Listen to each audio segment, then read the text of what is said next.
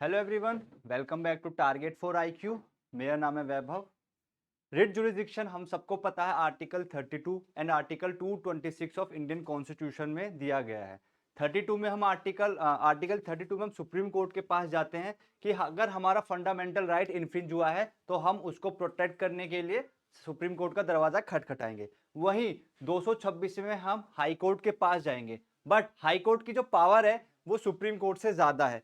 क्यों? क्योंकि supreme court के पास तो सिर्फ फंडामेंटल राइट्स को प्रोटेक्ट करने के लिए जाते हैं, बट हाई कोर्ट के पास हम फंडामेंटल राइट को प्रोटेक्ट करने के साथ साथ अपने एक लीगल राइट को भी प्रोटेक्ट कर सकते हैं। अब बात आती है लीगल राइट कैसे। जैसे अगर किसी लॉ में, इंडियन लॉ में कोई हमें एक रेमेडी दे रखी है कि अगर हमारा कोई राइट इन्फ्रिंज होता है, कोई उसको छीनता है या हमारे अगेंस्ट कोई ऑफेंस होता है, तो हमारे पास लीगल राइट है, एज अ रिट हम हाई कोर्ट के पास जा सकते हैं। ये हुई एक सिंपल सी बात जो कि सबको पता है। बट अभी 2024 में सुप्रीम कोर्ट ने हाई कोर्ट के रिट जुरिस्डिक्शन को लेके एक इंपॉर्टेंट बात बोली है कि अगर हाई कोर्ट अपना रिट जुरिस्डिक्शन एक्सरसाइज करना चाहती है तो उनको कुछ प्रिंसिपल्स फॉलो करने पड़ेंगे। ऐसा नहीं है कि कोई भी इंडियन व्यक्ति या इंडियन सिटीजन हाई कोर्ट के पास आया रिट जुरिस्डिक्शन को लेके तो हाई कोर्ट रिट जुरिस्डिक्शन को अलाउ करेगी, ऐसा जरूरी नहीं है।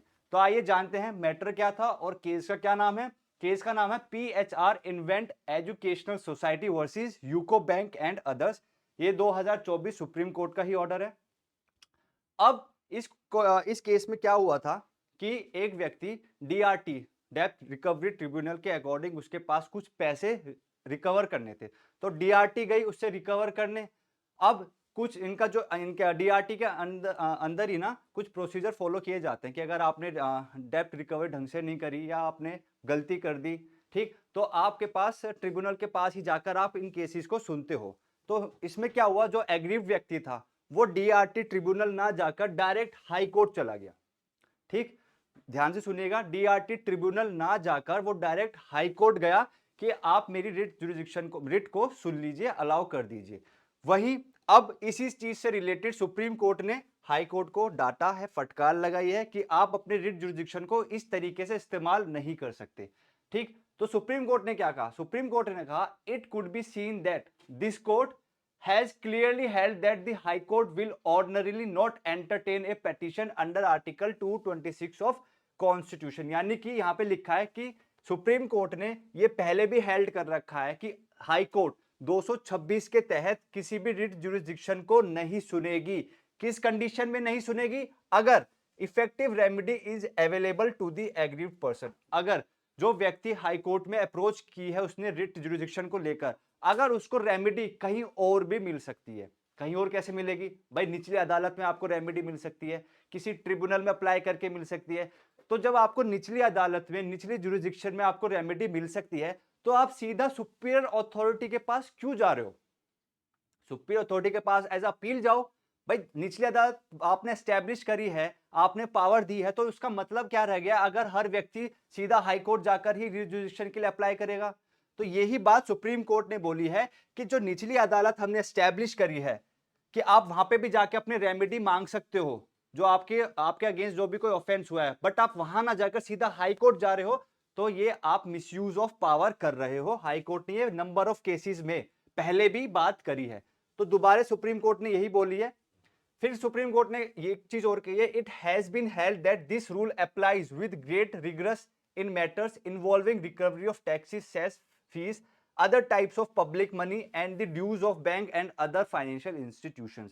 सुप्रीम कोर्ट ने कहा है कि जो हाई कोर्ट है, अगर वो अपना रिट जुरिस्डिक्शन एक्सरसाइज करना चाहती है तो तभी करेगी अगर ये जो निचली अदालत है जिसका कंसर्न है टैक्सेस से, सेस, फीस या other types of public monetary, अगर आप किसी भी निचली अदालत में जा रहे हो, ठीक, किस लिए? कि भाई मेरे साथ कोई अन्याय हुआ है, मुझे प्लीज आप रिकवर करें, मुझे रेमेडी दे, तो आपके निचली अदालत के पास ऑप्शन है ना, तो आप सीधा हाई कोर्ट के पास क्यों जा रहे हो?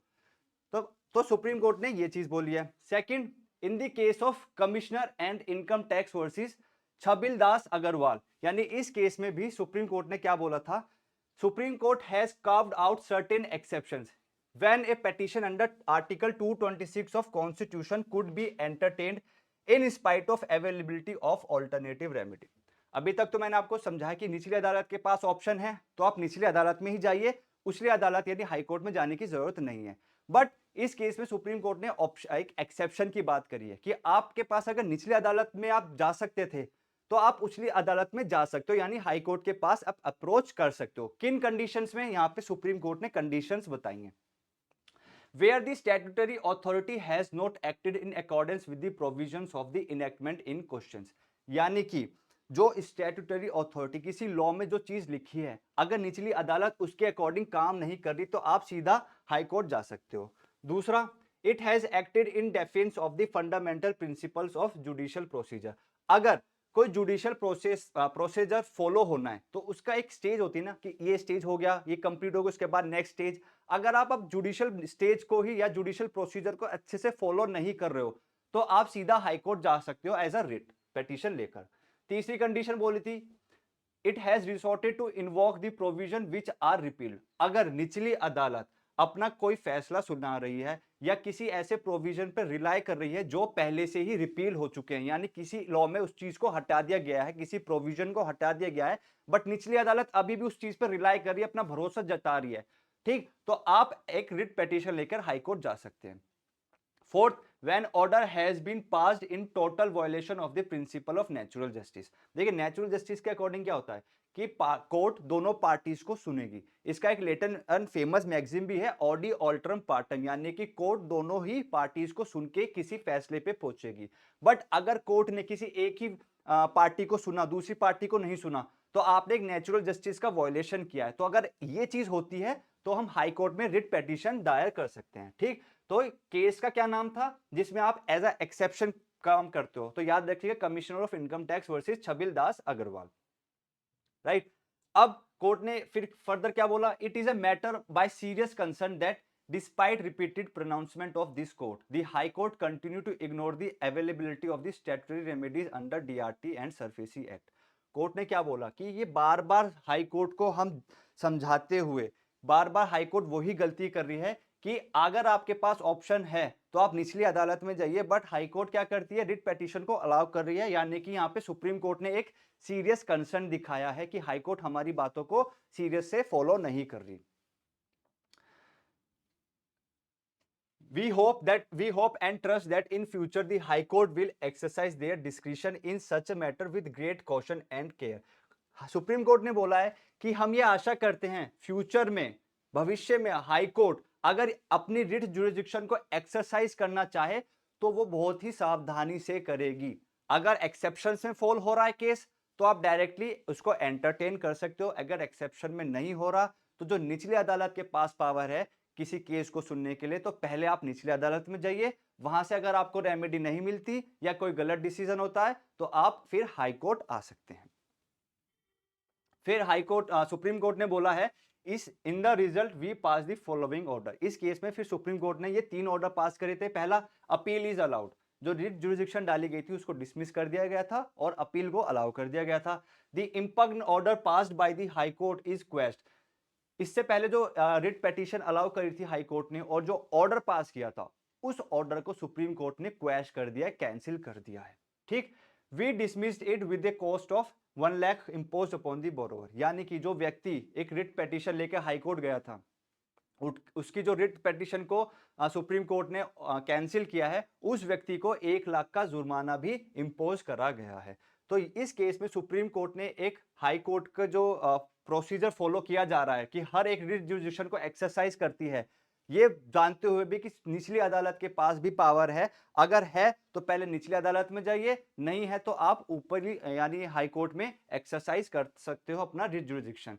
तो ये एक छोटा सा मैटर था जो कि एज अ लॉ स्टूडेंट आपको पता होना चाहिए कि हाई कोर्ट के पास 226 में है रिट जुरिस्डिक्शन की एक्सरसाइज करने की पावर, बट कुछ मैटर्स में नहीं कर सकती। किन मैटर्स में? अगर वो डीआरटी से रिलेटेड है, किसी फीस या पब्लिक मनी से रिलेटेड है और इसकी रिकवरी के लिए आप निचली अदालत में अप्लाई कर सकते हो, तो आप निचली अदालत में ही जाइए, सीधा हाई कोर्ट नहीं जाइए। ऐसा क्या होता है, जैसे कोई एडवोकेसी में अगर आप में से कोई वीडियो देख रहा हो जो एडवोकेट हो, ठीक, तो अगर कोई हाई कोर्ट में सीधा डायरेक्ट जा रहा है तो आप इस केस का हवाला दे के बोल सकते हैं कि निचली अदालत के पास पावर है, तो आप निचली अदालत में जाइए, सीधा हाई कोर्ट में आप नहीं जा सकते अंडर आर्टिकल 226। तो मुलाकात करते हैं नेक्स्ट वीडियो में। धन्यवाद।